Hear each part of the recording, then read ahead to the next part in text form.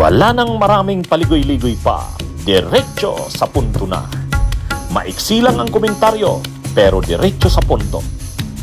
Maraming kuro-kuro, may tiwali, may totoo. Dito, sa puntong diretso tayo. Punto, diretso. Mga kabunyog, isa na namang katotohanan ang nabulgar at galing mismo kay Senador Panfilo Lacson. Binulgar ni Senador Lacson kung sino ba ang mataas na opisyal ng DPWH, ang siyang parang point person. Ito yung point person pagdating sa mga insertions. Ang pangalan ng nasabing USEC ng DPWH, undersecretary yan, mataas na ranggo yan. Sunod na yan sa secretary. Itong si USEC Maria Catalina E. Cabral. Mahirap talagang isa-isahin ng DBM yon kasi siyempre nagtitiwala naman sila na responsible yung mga department heads. Tama po. Ang problema, sa departamento nagsisimula. Yung pangalang insertion sa NEP, sa NEP, di ba nga, nabanggit ko na rin na si Senator Soto na-operan. Pagkapanalo niya pa lang noong 2025 election, sinabihan na siya, yung kanyang staff, may tumawag na, sasabihin ko na, si Undersecretary Cabral, yung tumawag daw sa kanyang staff. At sinasabing, magsingit na kayo rito nang gusto niyo singit. Di wala na. Kung isa lang si Senator Soto na ino-operan, sino pa yung ibang na-ofera ng ganon? At sino yung nag-submit? Kasi Senator Soto, sabi niya sa akin, hindi ako nag-submit, sabi niya. Ito nga yung ating ina-advocate. Pagkatapos magsasubmit ako ng insertion. Yun ang sagot niya sa akin. Ngayon, ilan yung members ng House na nakapag-insert? Ilan yung members ng Senate na nakapag-insert? No? Nagpapakuha ako ng record kasi naando naman yun eh. Siyempre, maski pa paano, may record dyan sa DPWH. At ngayon, dahil may bagong ORLID, may bagong liderato,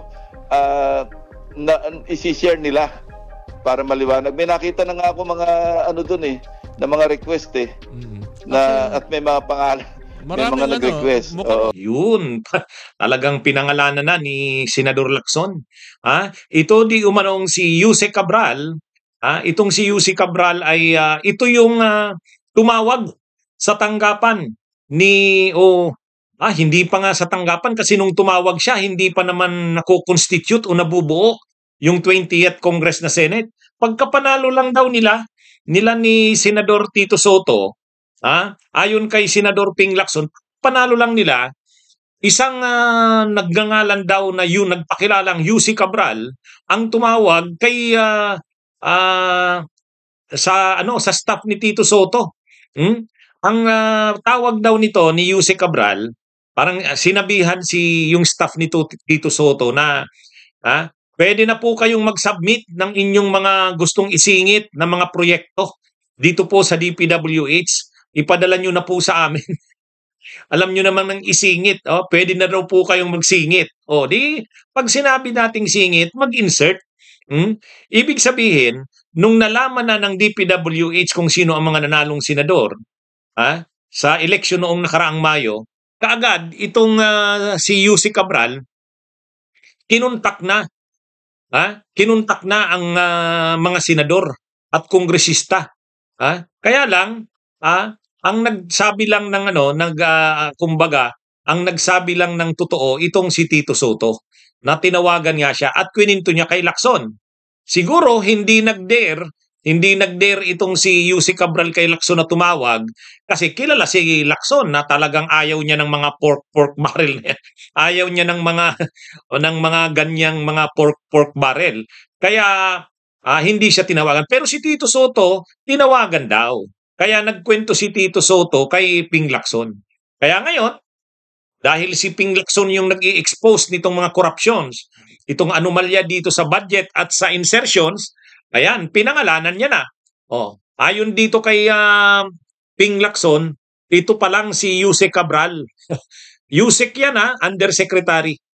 Pag tiningnan mo sa website ng DPWH, makikita mo itong si USEC Catalina Cabral. Ang posisyon nito ay USEC for Planning. Ito yung USEC for Planning at USEC din for Public-Private Partnership.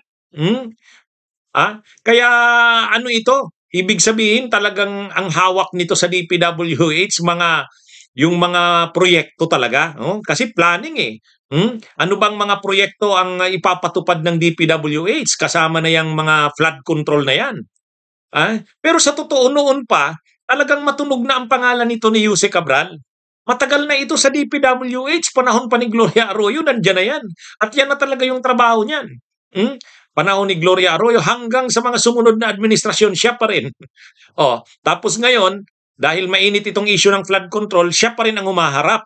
Parang siya yung pinapadala ng DPWH dahil talagang kabisado niya itong mga flood control na ito. Siya talaga ang naglalagay ng mga projects pala. Kinumpirma ni Ping Lacson.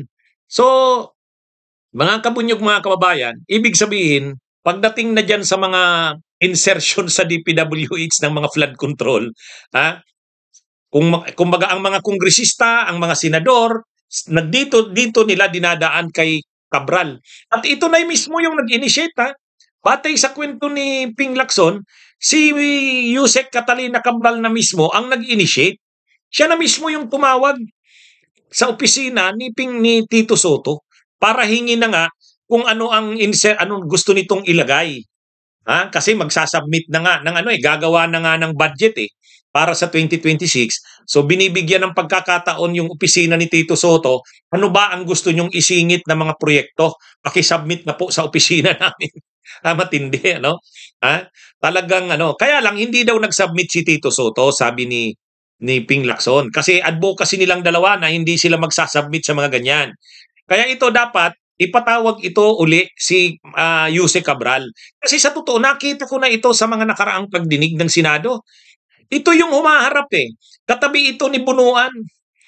Nang pinatawag si Secretary Bunuan noon, yung mga unang pagdinig ng Senado, yung unang pagdinig ng Senate Blue Ribbon, pati dun sa pangalawang pagdinig, kahit yung pagdinig sa Kamara, ito ang katabi ni Secretary Bunuan.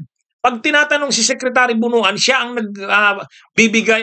siya ang bumubulong kay Bunuan kung anong sasabihin. May pagkakataon nga na tinanong din ito wala na si Secretary Bunuan, siya na yung sumagot para sa DPWH. At ang sabi niya, nung tinatanong siya tungkol sa anomalya sa flood control, ang palusot niya, hindi niya daw alam yan kasi sa planning lang siya.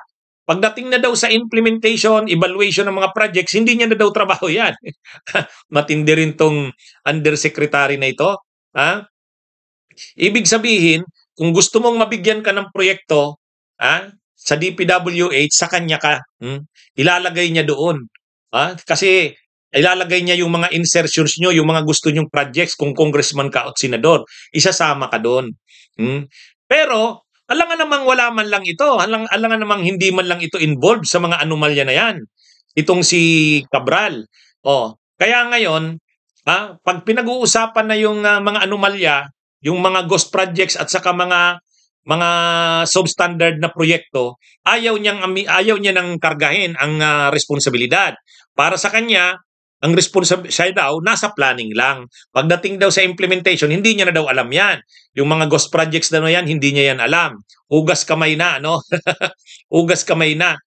Pero lumilitaw dito, hindi lang pala siya simpleng official ng DPWH. Kaya unang-una matagal na ito. Pangalawa, USEC na talaga ang posisyon nito. Nagpalit-palit na lang ng presidente, nagpalit-palit na lang ng DPWH secretary, pero siya nandyan. Ibig sabihin, itong mga malalaking contractors na ito na mga tulad ng St. Gerard de Vizcaya, itong mga katulad nitong Wawaw Builders, SunWest, niya na yan.